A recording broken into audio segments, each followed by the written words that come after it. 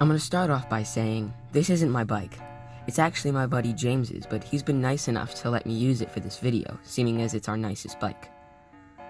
To start, he's got some specialized handlebars with a stroker hydraulic brake lever controlling the front brakes, and on the other side of the bars, he has a Avid mechanical lever controlling the rear brakes.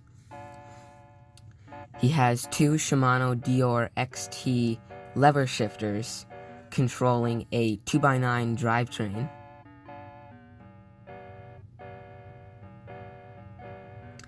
He has a FoxShox Vanilla 125 RLE fork with stroker hydraulic caliper in the front and Maxxis 26 by 2.1 inch tires.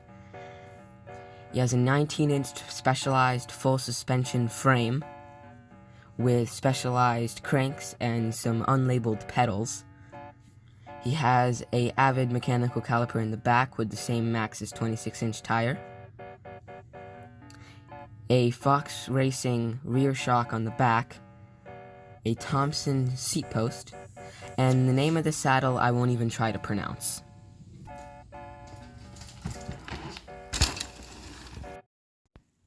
This is a parts bike.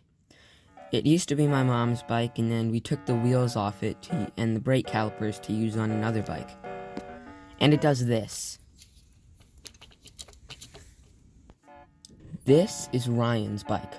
It's a 1-speed with 26-inch wheels, and at first glance it might look like a road bike frame with cheap mountain bike tires, but if you look closer, it's actually a road bike frame with cheap mountain bike tires.